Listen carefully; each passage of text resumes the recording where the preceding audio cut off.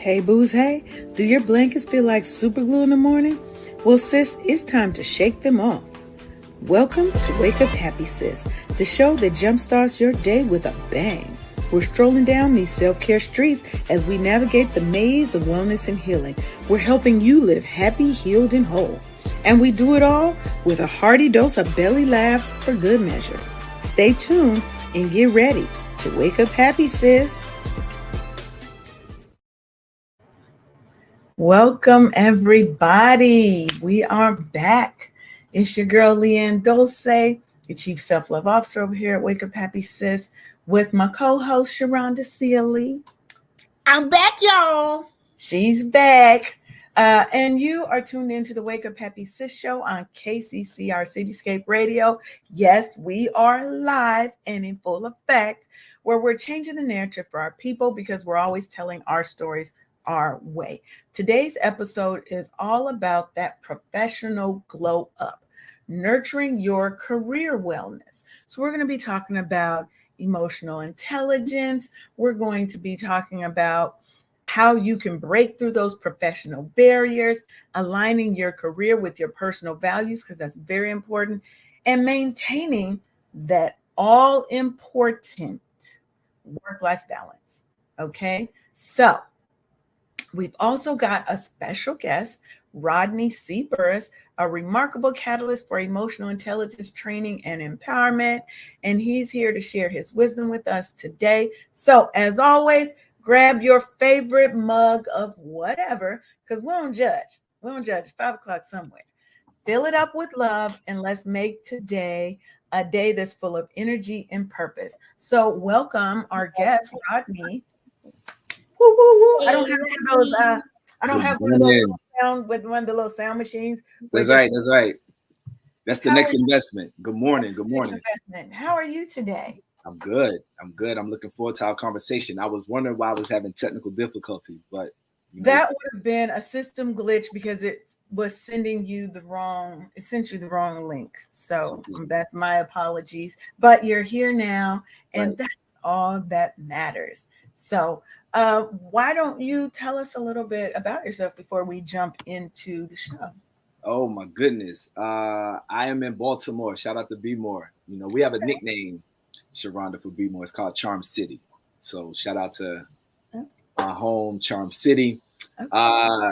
I have been looking for people that feel like me. Okay. And I found you. I found you guys. I found your show and your platform. I saw you on the Black Speakers Network. I often peruse there just to see who's out there. What are they getting into? And I'm a little bit picky. I'm a little bit finicky about who I choose. As you should be. Right? You have to be. And so, what you all have been trying to do, what you guys have been doing, vibes with what I feel myself to do in this world. And so I wanted to be a part, help some people wake up happy. Feel my little. I got some love up in my cup as well. Okay. Our cup running over. Right. We can go ahead and follow right on back so we can, help you out on your platform too if you need us to. Absolutely. Because that's what we do. That's what we do around here. Tribe here. We're tribe. So I work in emotional intelligence. And what does that mean? That means, how do I become a better me so I can experience better stuff, better relationships, better jobs, better. I mean, from driving on the highway to being stressed. Oh man, I was out early today, y'all. Yeah, you got to get you a fan, Rodney. I need a fan. That was quite clackable. That was a clackable moment. And so it has become. It's become more, I would say, in vogue, in fashion. It's kind of like the thing that companies and corporations want to do. And I think that's a result of a few years ago, we had this thing called the Great Resignation. So we sent everybody home, right? We sent everybody home. And then people was like, oh, well, I don't got to go back. And it was like, no, you have to. And it was like, no, I don't. Yeah. And so what we learned was it was less about them coming back to get and more about control, right? That's right. It was about the controlling of you going to do these kind of things. And what we saw is there's a lack of connecting to people, kind of at the top, right? It's a lack of connection. And so people, once they realize that I could get by eating a little bit of here, kind of sleeping on the couch, maybe not going nowhere, maybe jumping on my phone. So in order to get people to come back, it was like, well, how do we sweeten the deal? And it was like, well, I don't like my supervisor. I don't like my manager. I ain't like none of y'all, and I'm going to go somewhere else where I'm happy. And because that was happening nationwide.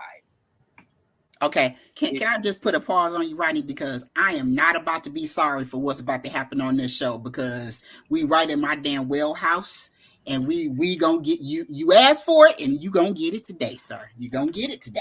I love it. I love you. Ready? You know that? Remember when I was saying you look for your people, and y'all mentioned tribe.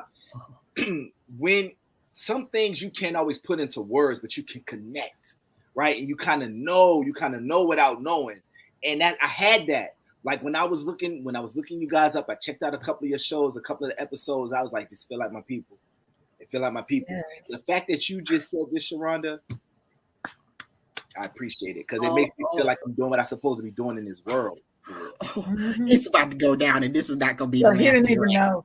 He don't even know. Lord, he don't even know what's about to happen to him today. And you stuck with us. You're kind of stuck with us now, Rodney. Yeah. Once you come on the show, once you come on the show, you stuck with us. I'm not mad about it at all. And so let me. Can I share interesting? Yes. Okay. Forbes. You might have heard of Forbes. Little company, little rinky-dink mom and pop shop. Forbes. Forbes has this chart online, and it shows emotional intelligence level. So another word for emotional intelligence, they call it EQ. It's the IQ of emotion, right? So emotional intelligence levels in the workplace across the country, they go up for entry level. Like, so entry level workers is kind of, wherever it is. Middle management is really, really high. From then on, it goes down. Supervisors all the way to the C-suite. CEOs, C-suite have the lowest, according to Forbes, across the nation, small. So what does this tell us? This tells me we hire people based on how well they can do the job, how well they can get the it done, how well they can move the widgets, how many sales they can make. Right. But we don't hire them based on how well they connect. And it's important to connect with people how to feel. We say dumb stuff. Can I just talk a little? Just say it. We keep it real, run honest here. We're not censored by anyone. Okay. Right, a little cuss word ain't gonna hurt. It's actually necessary. Sometimes it's necessary. My mom, she calls them sentence enhancers. Exactly. That's such a proper way. So mama for me. I get it. She's so proper with herself, mama. But anyway, it is. We say dumb stuff like this. We say, make your decisions devoid of emotion. That's like telling somebody, breathe, but don't breathe in. They go hand in hand, right? Like you can't operate without feel. And guess what? The amazing thing about it, feelings are, my nose is itching, feeling a little allergy a little bit. Feelings happen. Thoughts are something that we can control, right? Thoughts are something that we can choose. And even when there's thoughts that run across our mind that we don't exactly vibe with. I saw this phenomenal little book. It was real tiny. The young lady that had it, I was like, you gotta give me the book. She's Jamaican. She was like, no, Rodney, it was a gift. It was a gift. I was like, you gotta give me the book, right? She didn't give me the book. But the book said you don't have to believe your thoughts. That's right. You are not even your thoughts. That's a whole damn book by David Wynn. So, really? I thought you were gonna write the book. I warned you, Rodney. I warned you. You are not your thoughts. They are passing by. That's right. You have to absorb. That's right. Just observe and That's just right. let it keep going and stuff. That's right. And get out of your own head. Oh, I can't wait for be present, and then we can start to choose. Mm-hmm. We can start to choose which ones we focus on, because those create reality. Mm-hmm. Thoughts are things. Thoughts are things. Can I share how they create reality? Can I give us examples?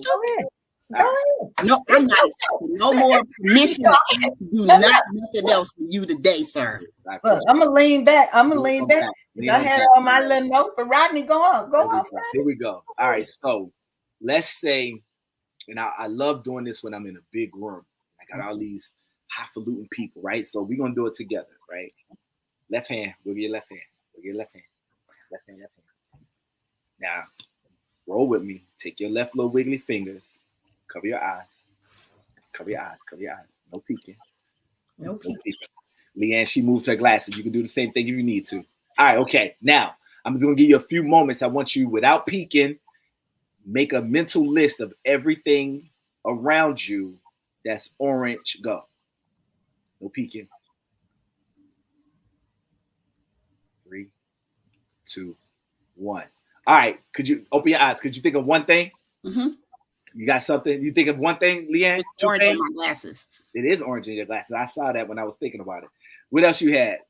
There we go. Did you think of that, Leanne, or did you? No. You didn't think of that. What it is. How many things, Sharonda, did you come up with? Just, I know for a fact there's orange in my glasses. I don't see. What else you see around there? Look around, Leanne. What else you see besides the light? What else you got? I don't have anything else orange around me. Nothing else orange. That's it. What about behind you? I see those some serious heavy duty nail clippers you got there. They're made for working with wire. Right. Those are not nail clippers. Them a toenail clippers. There's nothing. You got to have a good ass hammer time dealing with those. All right, okay. We're not done. Okay. Wiggle them. Real quick. Cover them again one more time. Everything in the room that's green. Go. No peeking. Couple minutes, couple moments, couple seconds. And stop. Leanne, did you think of one or two things?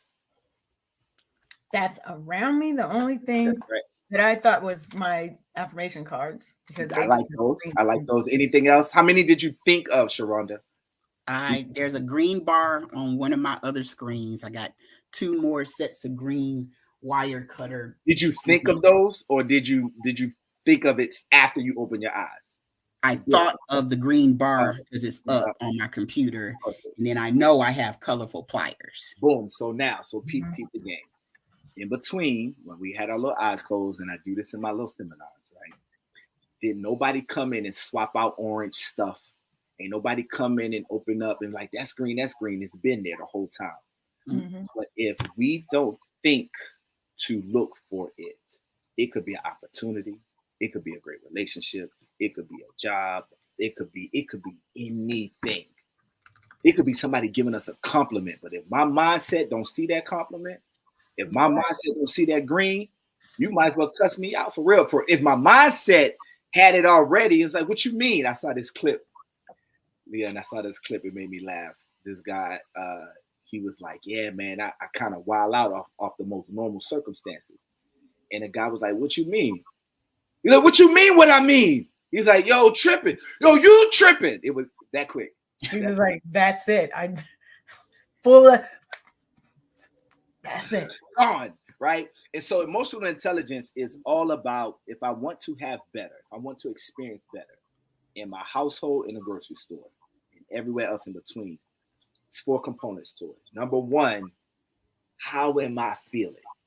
And instead of ignoring it or downplaying it or saying that don't matter, I'm fine, I don't need nothing, y'all, that's not real. And we do it to detriment, and it undergirds a mindset of lack. It undergirds a mindset of having less than. Because when I'm so easy, you want some water? No, I'm fine. I don't need much. Then we go through life not having much because we require it. You just said it out your own mouth. Life and death is in the power of the tongue. You just said, "Oh, I don't need much." You shoot yourself in the butt. Granted, boom, as you spoke it. So the first thing is, how am I really feeling? Number 1. Yeah. Number 2, based on that knowledge, what am I going to do? How am I going to act, behave, interact? Number 3, everybody is just like me in their own little ways. How might they be feeling in this situation? If we all was in this grocery store line, our feet hurt, How somebody, right? That's the third thing. And then the fourth thing, how can I, from my vantage point, help coordinate interactions so that we have positive outcomes for us all? The ability to do that well indicates our level of emotional intelligence. Working on it, I believe, is a lifelong endeavor. It is my life's work. And I'm glad y'all invited me on here to chit chat about it. Well, we are glad that you came. You done jumped all the way into segment 4, content, but I'm going to let you go with that. I'm going to let you go. We're going to jump to segment 4, and we're going to go back and talk about, because I think this is important, right? So I want to go back a little bit to when you were talking about people coming out of the pandemic, and now companies are like, hey, y'all got to get back to work. And people saying, well, I didn't like my managers and I didn't like this. A lot of times the problem is, as a person moves further up into a company, the reason why I think their emotional intelligence or their EQ goes down is because they start to transition from focusing on the person to focusing on the outcome. Meaning we've got company bottom lines that have to be hit. We've got, sales that's got to be made. You've got to affect the bottom line of this business. Right. And we don't groom people to be empathetic leaders, right? We groom them to, you kind of look for the sharks. You look for the sharks because the sharks are the ones that's going to get it done regardless. Right. And you might hate them, but if you want to work here, you got to kind of toe that line. And so I think as individuals, one, when we're looking at our emotional intelligence, to me, I look at kind of the 5 key elements, right? Self-awareness. Like I said, who am I? What are my values? Yes. Right? Does this company even align with my values? Right? Looking at self-regulation. Am I one of them pop-offs every time something goes wrong? I'm gonna pop off and people, don't talk to Leanne. Right. You know how she is. Right. You know how she is, because they look at us, they look at one representation, and all of a sudden that's all of us. Right. Looking at motivation. Why are you even here? What is motivating you? Because if you're not happy in that job and all you can think and speak is negative, all you will draw to yourself is more of what you speak. Your words have power, they're spells. Looking at empathy, right? Like you said, how is what I'm doing affecting somebody else? How might they be feeling in this? And then social skills. Do I get out and network?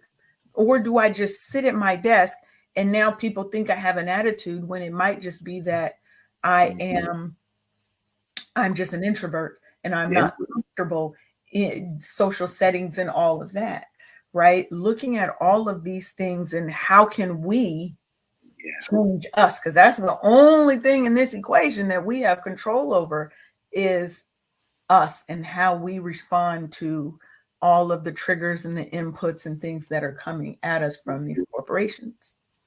For a long time, I didn't. Were you about to say something, Sharonda? Yes. My background is leadership. I'm an Army veteran. I was enlisted and I was an officer. I lived, breathed, ate, sleep, drank leadership. That is my background. I even went and got my master's in leadership. The thing about that is that I did all of that coursework when I was on active duty. I was in it. I wasn't learning. I was in it. I was doing it. So those books were written after my time on active duty. So I could have taught the class, this is what I do and stuff, right? I actually told that to one of my instructors. Instead of her, getting all, no, she listened to what I had to say. She's like, oh, damn. Yes, this is what I do. So going into workplaces and knowing what a leader is, knowing what a manager is, and sometimes those are two different things. They can be embodied in the same person. They can, but sometimes and most of the time it doesn't. That's right.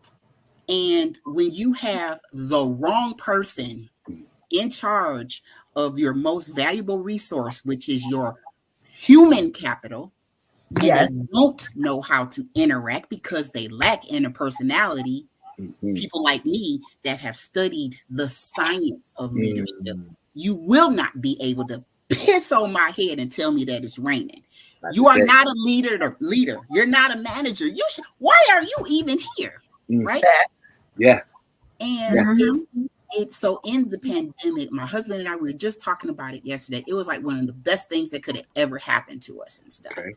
And it was during that time, my son was having growing pains. We were taking care of my ailing mom on her deathbed. The thing that we had that was constant is God and working. And my husband found some statistics that said in the beginning of the pandemic, the workload was increased after we got home because you didn't have the stress of the commute. You didn't have the water cooler chit chat. You didn't have the distractions. You didn't have any of the mess, and you could just focus on the work.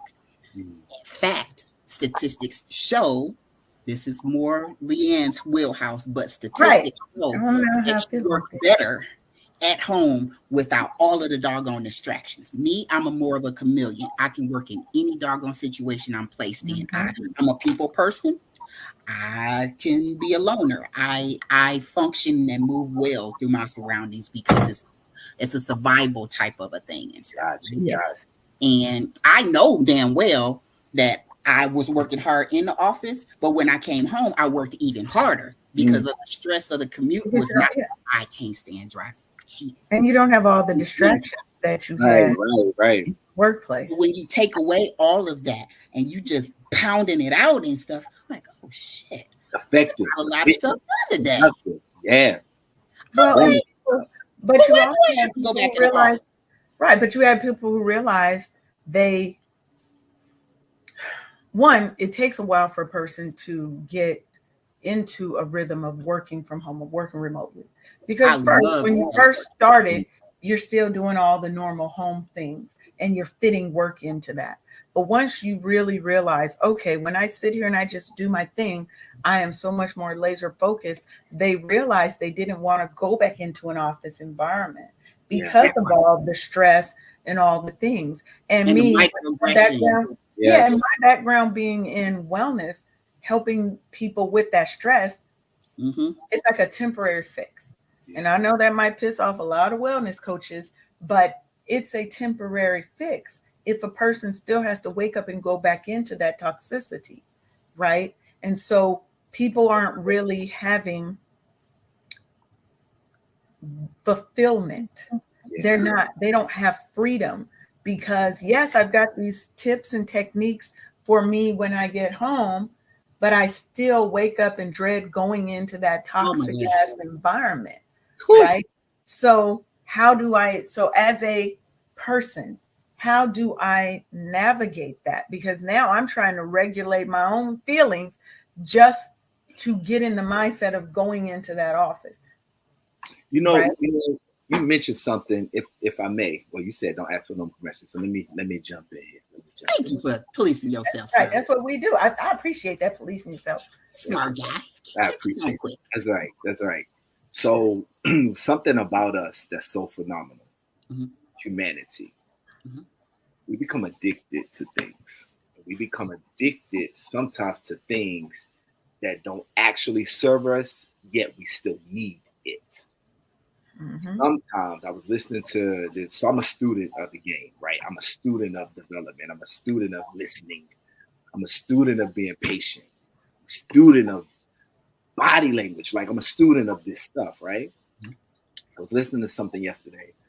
And this researcher pointed out how people can actually become addicted to the stress, addicted to grief, addicted to disappointment. And so we set ourselves up to be in position to be let down because there's a part of us that needs it, that thrives on it. We actually, like an addicted person, can go through withdrawal. I'm just saying, it's too quiet around here. Ain't nobody, and we make jokes about it, right? It's in sitcoms and in TV shows. But what undergirds that is this idea that it's quiet, but it's almost too quiet. It's going good. Yeah, almost too good. That undergirds a truth, societally speaking, that is a portion of us that wants, needs, looks for the drama, the pain. because some of us, can I speak about this guy right here? Yeah. So I honestly believed that doing the work that I wanted to do coming out of college, getting into nonprofit, human services, I thought a major part of it was the struggle. I thought that So I looked for it. Do you know how long it took me to I'm 42 years old. Oh, So I graduated. Right. Yes, you are. Yes, you are, little brother. Exactly. I earned my stripes. My stripes. Your stripes. So it took me years, maybe probably about a decade ago. So maybe in my early 30s to realize that I had been consistently looking for the path that took me through the rocks, the struggle, from the neighborhoods I was choosing to live in to the job types that I took. We just did that whole green orange exercise, right? There probably, in that first 10 years, there probably was so many opportunities for me to really go, right? Blow, blossom, shoot, rocket, boom. And I probably couldn't see them. Probably couldn't even see it. Can I give something embarrassing? Because it's cool to be shiny. I write a column for the White House. It's called Emotionally Intelligent Nation. I'm about to later this. So where we in June, right? So for Juneteenth, the week of Juneteenth, I will be at the headquarters. Leanne, you know the people that print the money for our country? The Treasury. The Treasury. Well, the Treasury is connected to the Federal Reserve. So I'm going to be at the Federal Reserve training some of their leaders around this stuff right here. I was a naval intelligence installation. I'm gonna get me one. I'm gonna get one. You gotta get you a fan. Next time you come back, you got to have a fan. That's right. Look, and it's a little purple. Y'all matching my little theme for the day. The words. So I was at a naval intelligence installation outside of DC. Okay. Doing this same type of work. So when I say that the country has made a shift towards it, these are some of the ways, right? My largest contract right now is with the Federal Department of Education. 4,000 employees with the Federal Department of Education. I train their senior leaders around these same things. Congratulations, Rodney. Awesome. I love to hear it. And emotional intelligence, right? For the same reason. Because it's needed, man. Oh my God. Right? So so that's shiny. Let's go back to before that, right? Let's go back. Unrefined you. Right. So early in my career, when I first started getting into the whole training and speaking space, because I started off in high school, getting a little $100 to go to a high school hot in the cafeteria. They ain't listening. They send me I'm in B-More, of course. They send me to Philly. They send me to DC. Send me to New York, all over Baltimore. And I did that for some years. And then that went to universities and colleges. That went to nonprofits. Then that went to for-profits. And now I'm on the federal government space. But I work for. When I need time off, I have to look in the mirror and be like, hey, boss, can I get some? That part. How about that, right? That part. So, but let's go back because that's shiny. Let's go back before that. Go back before that. So, Leanne, I had this opportunity. And there was this small boutique team. I got a call from a good gentleman named VP Parker. VP said, hey, Rodney, I'm pulling the team together. We're going to do this training, such and such, deliver it. You want to be a part? Yeah. The training was to train the United States postal offices around the country on these brand new machines from Hewlett Packard. You know this is old. You know this is like 20 years. Right. These new machines to do fax and scan and color and collate, right? These big old huge machines that is everywhere now, right? But 20 some years ago, it was like the new hotness. Hewlett Packard was rolling out. United States Postal Services ordered a bunch of them nationwide, and they needed teams to go and do train these people so they can train everybody else in around the country. We went out to Boise, Idaho, Hewlett Packard's headquarters. Now and out there. I mean, it's really, really nice. Well, once we got back, we had to do just conference calls. And Sharonda, felt like I hadn't played basketball in a long, long time enough. And I finally had some free time. So I could either be on this call or hoop. And personal fitness is so very, very, so very much important. Mm-hmm. And so I was on a call. And then I put myself on mute and I put it over there on the side. And I played ball for a good little bit. Don't do that, Leanne. So listen, I picked up the phone after a little while. It was silent. No, it was about 7, 8, 9, 10 people on there. It was nobody there, everybody gone. I was like, oh man. About a day or two later, I get an email. Young Mr. Burris, thank you so much. Your services are no longer needed. Mm-hmm. We'll be transferring. Did you forget to put it on mute? I don't know. I never thought about it. You probably did. It probably was not on mute. And they just hearing you hooping. Oh man, because we was in it. Oh my God. I know all the noise y'all be making. You know we was making noise. You probably didn't even think about the mute button. And you probably didn't even think about it. And you know what? I thought I put it on mute. One of the things that I also realized years after the fact was how responsible would it have been to do one of two things. One, hey guys, I'm really dialed in. I had something come up. I need to loop back around. Can I connect with somebody offline after this? First thing in the morning.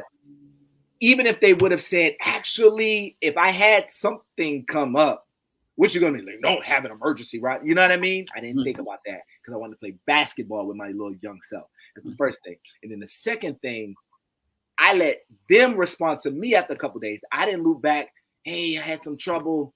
Phone dropped off. Difficult. Like I didn't say anything.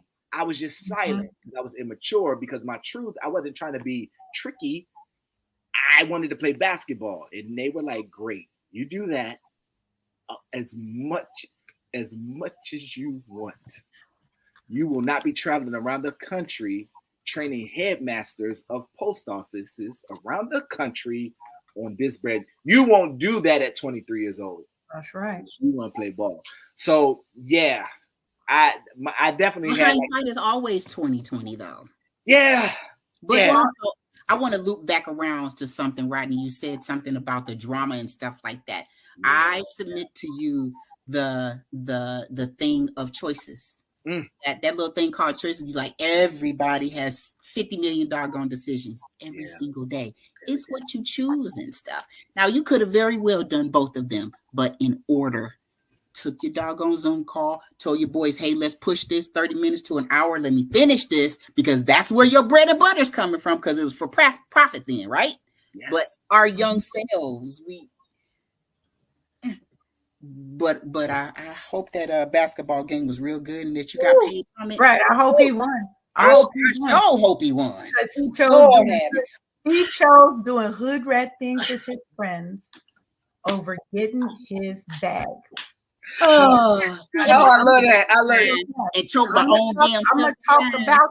I'm gonna talk about you because yeah. What you did is you let your team down, not just you. Huh? You are the team. You are the MVP. You let yourself down by going to go play. But he let the team down too because he was not only responsible to himself, he was responsible to the people who have hired him to do whatever it is to do. Right now, we're not saying we're always going to make the right decision. No, but it's a good lesson, right? But it's a good lesson because what did you learn? Because what did you learn out of that, right? How did you implement those lessons into your career, into your professional life, and into your in your journey into working in the government space, right? What were those lessons that you took? You want to know what's messed up about that too? In a good way, messed up in a good way. It took me a long time to even get the lessons. For the long time, I just was let down. Man. And then you out of sight, out of mind. And it took me forever to realize my own agency. My book, Get Off the Cycle and Run, is literally about our personal agency in the things we experience. And so the book compares being on a bicycle with going through cycles, life cycles, right? And how literally a bike don't work unless I'm on it. And me being on the bike, recircling those things over and over again is why my jobs look like this, why I keep dating the same, whatever it is, right? And I wasn't able to write that book until much later. Because you still have some living to do. Living to do. Living and learning. Living to do. Yeah. I learned some great lessons out of it. And it brought me here. And I can laugh about it now. And you know what? I finally, years later, but this was years ago, I reached out to that gentleman, VP Parker. And I said, guess what, bro? This is what happened on the other side. I don't know all the conversations y'all had that eventually led to letting me go. I dig it. I respect it. It is what it is. But this is where my mind was at. And I just want to own that at this time. And he's like, oh, yeah, Rodney. You know, he acted like it was no big deal. That was good. I'm glad that lesson exists in my life, right? My mom told me one time, she said, I was going for the school board in Baltimore. The way the school board works in Bmore, Leanne and Sharonda, my tribe, my family, which y'all fancy little fans. The way the school board works. Don't do it. It won't end well for you, sir. It won't. I'm gonna get my own. I'm gonna be able to do the little flip out. Because it's an unforgettable sound when you say something that makes that's right. When that clap hit, baby, there is not. You already know you did something good when you hear that. I like it. I saw y'all doing that in a couple of your clips too. I like it. So my mama told me I was going for the school board. In order to be on the school board in Bmore, you got to go through 5 rounds of interviews. I made it through all 5 rounds. You got it, and then Baltimore School Board is a city-state partnership, and so you got to also be interviewed by the mayor or the mayor's office and the governor or the governor's office. Part of the 5, right? Community panels, parent panels. Well, I made it all the way through. I met with the mayor, Stephanie Rollins Blake, years ago for about 45 minutes. Great old meeting. I didn't meet with the governor back then. I met with somebody from his office. I didn't get it. I got beat out by another guy who I would see him. We went to Annapolis, state's capital together. He won it. My mom said, that's good. I was like, Mama. She was like, sometimes your kids need to see you not win so they can know what it's like to recover. Yep. That's right. That part. You are their greatest example of what to do or what not to do. My kiddo was in the 5th grade and I was doing my master's at the time. While I'm doing my homework, I'm helping him with his homework. He says, Mama, I see your hustle. I said, what you talking about, boy? He said, you go to work full time, go to school full time, and you take care of us. And I was like, yes, son, because of all of the things, you got one thing to do. I should not ever have any problems out of you. And I didn't. Yeah. Academically, this kid was in the top 0.09% of his class because he was like, hey, Mom, what you got on your report card? I say, hey, Max, what you got on your report card? So it was that competition, yeah, because if he see me shining while I'm doing all of the things and taking care of his ailing grandmother and all of the things and graduated with honors, you don't have shit to say to me, bro, because I can't find the energy to give a fuck about the excuse that you about to tell me like you can't get shit done. No, sir, not me. No, I don't have the sympathy for you because you saw my hustle. Remember? You saw the hustle. Yeah, there is no. You are the best example. We got yes, Leanne, jump in. Yes. We got to take a break. Okay, we are behind. We got to take a break. Should have got the briefing. I'll give it to him later. You already know. Okay. So you are tuned in to the Wake Up Happy Sis Show on KCCR Cityscape Radio, where we're changing the narrative for our people because we're telling our stories our way. But are you listening? We'll be right back after this brief word. Hey, sis. Ever feel like you're on the verge of a meltdown? Are you overwhelmed from juggling your job, your family, and trying to fit in me time, but seriously dropping the ball on that last one? Guess what? You're not alone. Introducing the Burnout Recovery Kit. It's your 14-day lifeline to go from burnt out to lit up. Get ready to reclaim your joy, energy, and that I got this attitude. Grab your free ebook, a purpose-driven workbook, daily email prompts, as well as SMS boosters and Q&A sessions. It's like a spa day for your soul, and guess what? It's totally free. Don't waste another minute feeling drained. Go to officialburnoutrecoverykit.com right now and kickstart your transformation. The Burnout Recovery Kit, because you deserve to be at the top of your own to-do list. Don't just cope. Thrive, sis.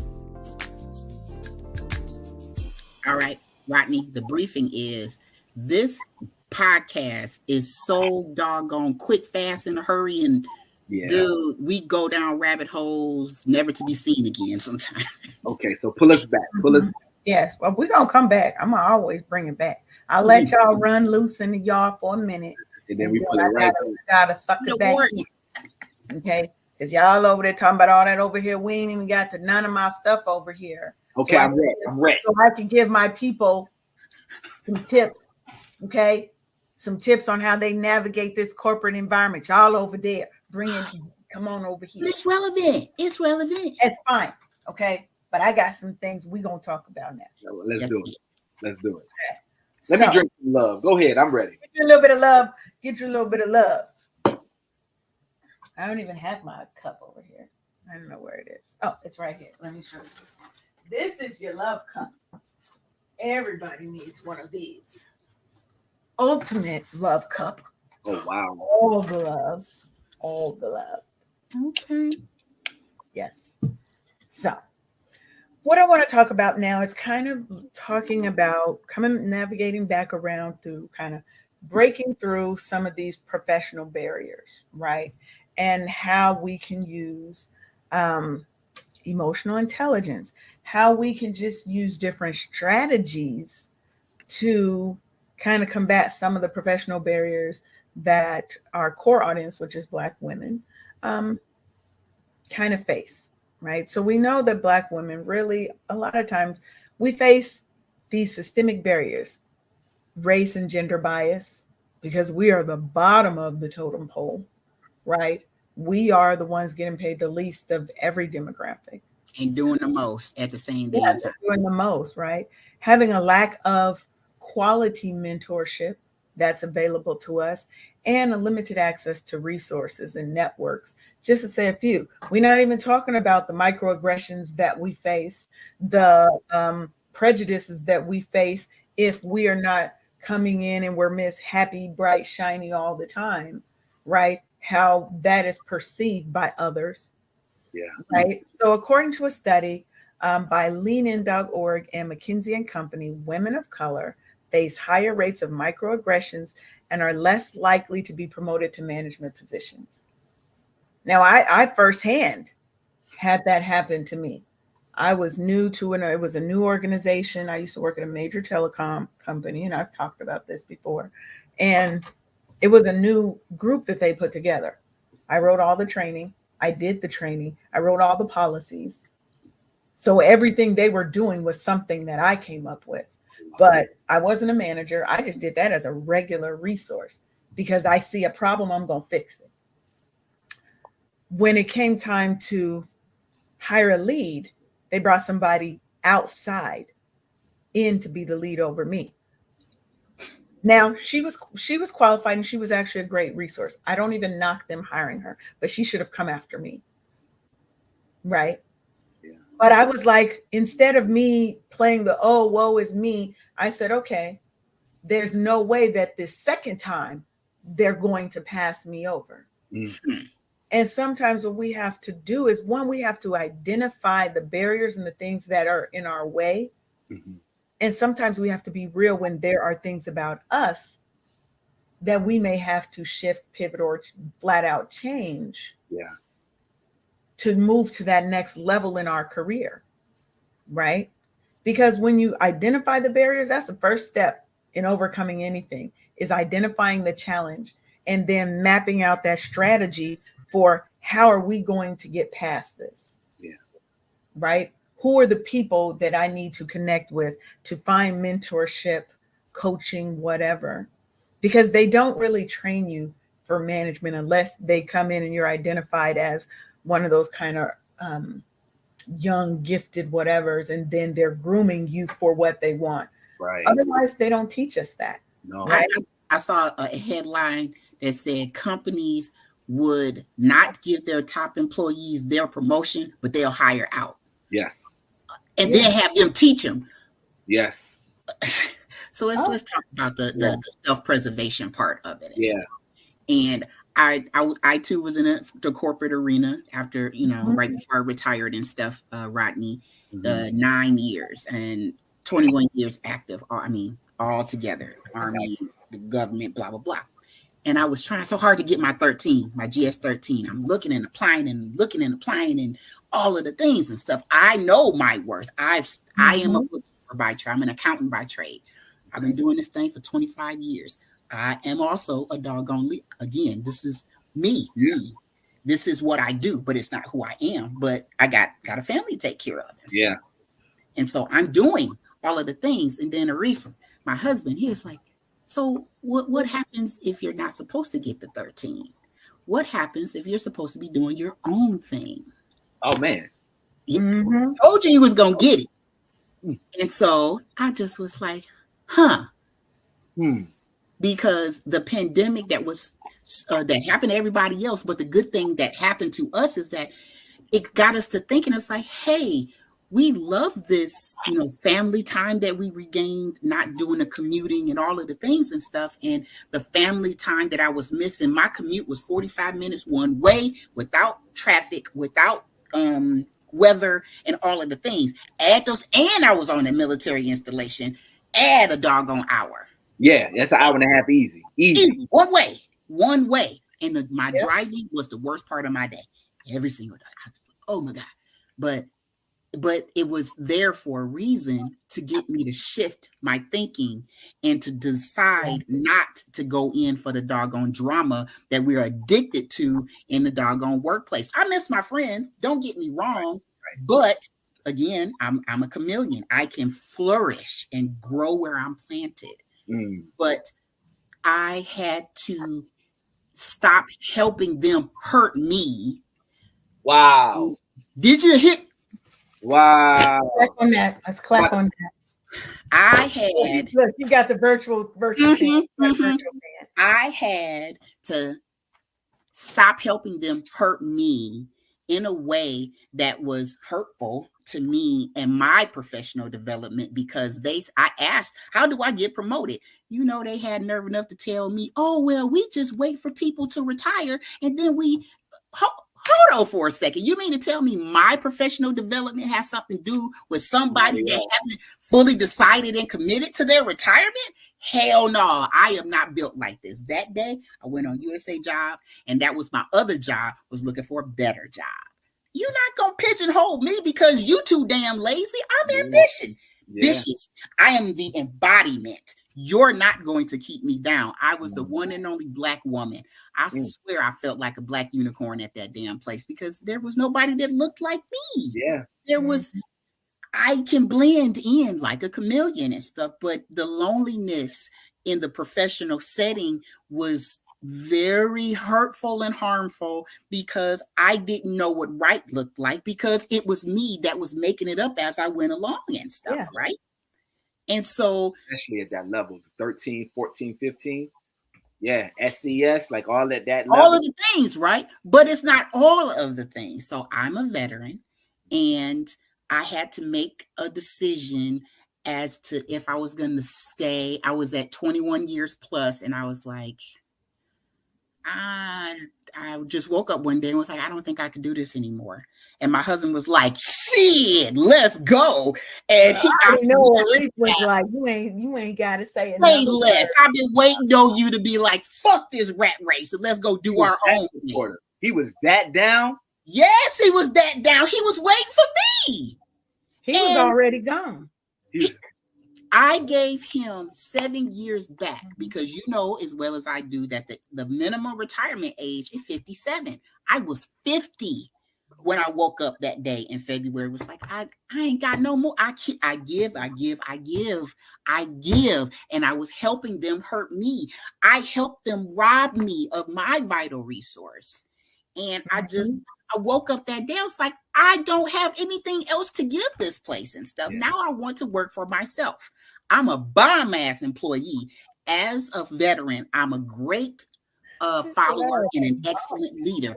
I am a Tuskegee University graduate. I have all of the things. I can do this, but I don't need to. I don't need this. Yeah. I don't need you and giving me all of these. Dude, there was But I so think it's much about liberation. But I think it's about advocating for yourself. Yes, right? that Because part. so there's two things that I kind of heard out of what you were saying. The first is kind of leveraging your networks, because who are we talking to? Because if you'd never asked, you'd have just been sitting here waiting and waiting and waiting to be promoted in a space where your professional development was tied to somebody else's timeline, and that's not fair. Yeah. Right. But I also heard leveraging our professional development. What are the things that I need to do to grow me if I am too high achieving for where I'm at, for what they're willing to give me, and then advocating for ourselves. Like you said, we hurt ourselves and we help them to hurt us because we feel like we need this job. I can't But you cannot have true freedom when you are in that toxic environment. Absolutely. And you're staying there waiting for them to give you these little crumbs when you really want to say, you got one more motherfucking time, Linda. Right. You got one more over this desk. Right. You are in a really great space, Rodney, because emotional intelligence is such it's a heart song. It's a call to action. It's something that management has no clue about. And if they could properly leverage their emotional intelligence, they could better communicate with their people. As a leader in the Army, my job was to make sure that my soldiers could complete whatever the doggone task was. My job as the officer was to take care of things they couldn't take care of on their own, like a pay issue. My husband is also a veteran. He was our finance officer. This guy caught me in the parking lot. Cam Seeley, I haven't had my bonus, blah, blah, blah. Stop. Hold what you got, babe. Check this out. This guy hasn't gotten his doggone bonus. My husband said, tell him to come and see me today at 3:00. I got his paperwork. Wow. Getting shit happening so he could focus on his job so he don't have to worry about his pay. That's what a leader does. They find out what's going on in their people's lives, fix what they can't because they don't have the rank to, and you intervene and intercede in all of the things. That's how I know leadership. But that's empathetic leadership, and a lot of companies do not employ. If you don't have it, it has to be taught. Can I speak to the black woman real quick? Can I speak to the cis? So first of all, I want to honor the fact that at my best, I couldn't possibly conceive what it's like to be a black woman in this society, right? The truth of the matter is there are still some privileges that I get by the fact that I do not have to walk around this earth in this society right now as a black woman. There's things that black women deal with that so I want to honor that before I just start popping off. That's the first thing. You. We appreciate that. For seeing us. Thank you. Yes, ma'am. Absolutely. The second thing is that the piece about helping them to hurt me, helping them hurt me. That's such a true thing that I've seen in a lot of sisters' lives, whether they're my real sisters, I have two, whether it's my mama. Now you got two more. I got two more. That's how we do it.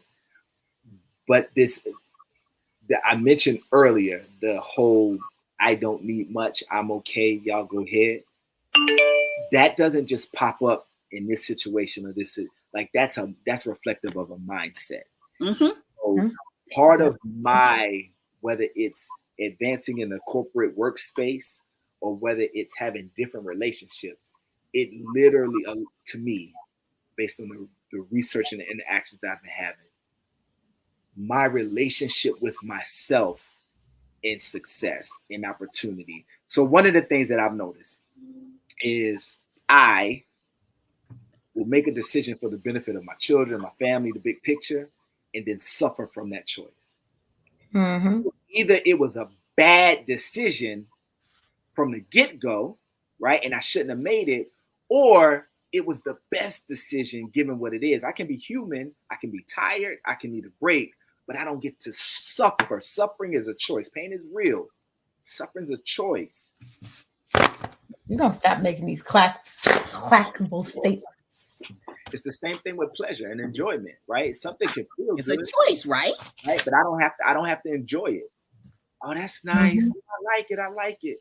So anyway, there's so much about this. I don't mind ever having conversations with you guys. My little thing is telling me that my little person for coaching is coming in 4 minutes. Okay. So I'm gonna have to get ready to. Please promise to come back, Rodney, seriously, because this is not over. It's definitely needed. I appreciate y'all. I appreciate what y'all trying to do. I want to help people wake up happy. That's right? It. That's our goal. Wake up happy, and I want to wake up happy.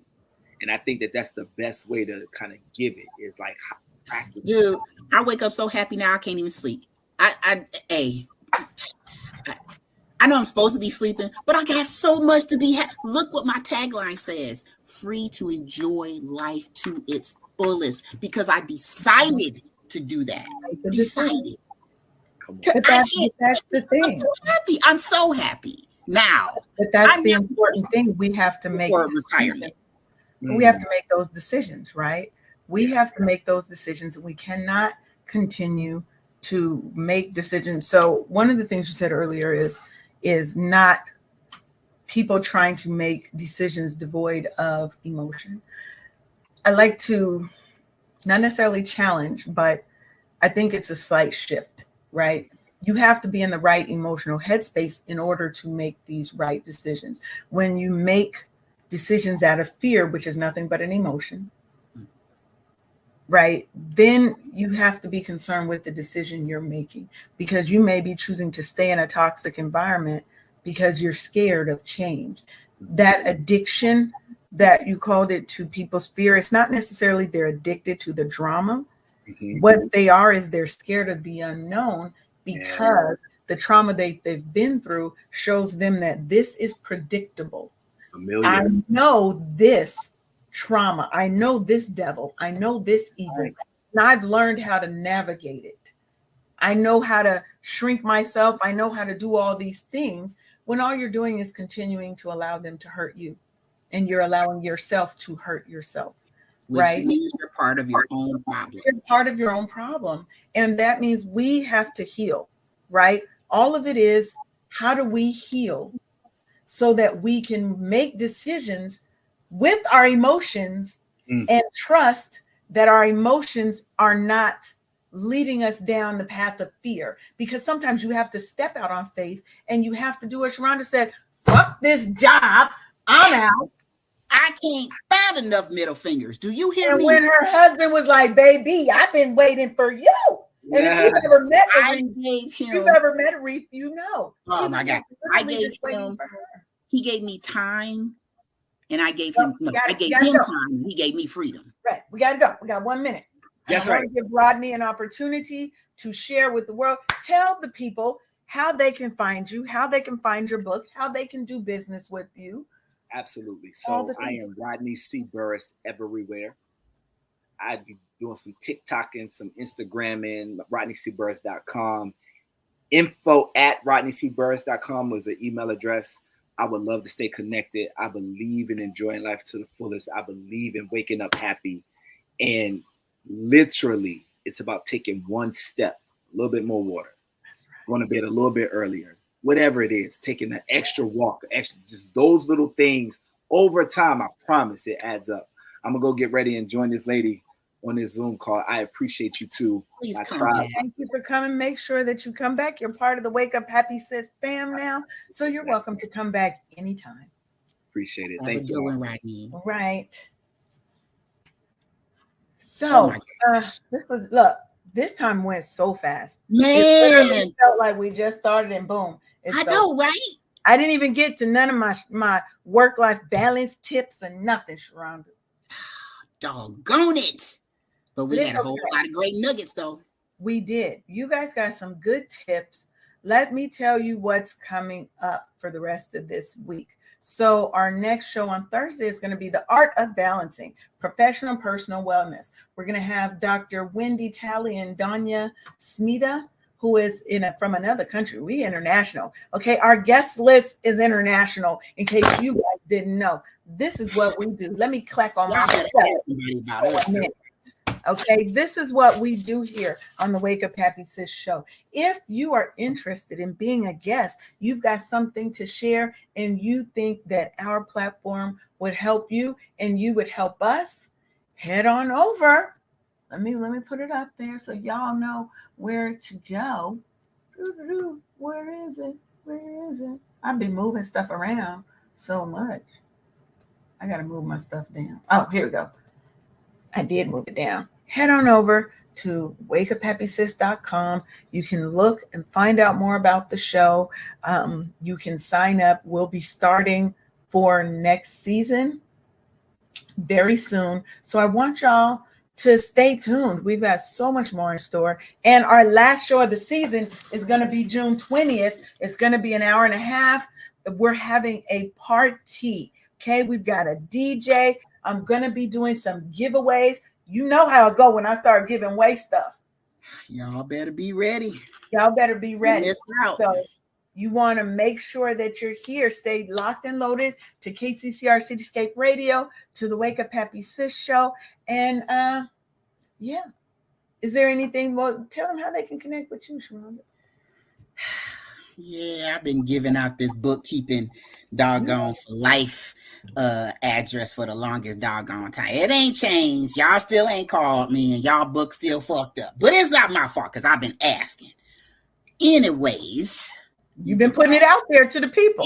I'm just trying to help the people, but the people don't lead a horse to water. You can't make him drink it. Well, she said it, y'all. But if you still need me, I can be reached at bookkeepingforlife.com. I'm still. And does it cost for them to get for them to talk to you and see if it's a good fit? I do free consultations, child. Y'all ain't even got an excuse. You have no excuse. So get it together. Head on over to bookkeepingforlife.com. Get your books in order. Get your business financial house in order. Okay? Get it in order. Because we've got to be accountable to us, accountable to our community, and we can't take care of each other and ourselves if our books is fucked up. That was very eloquent. I love that. Thank you very much. You could use that for a commercial. Maybe not the cuss word part, but you know. Why not the cuss word part? They not listening any damn way. Mm. You're right. So with that, we're going to head on out. We will see you Thursday. Thank y'all for being with us, tuning in, staying locked and loaded to us. You know that we love y'all. And we be out. See ya. Thank you for tuning in for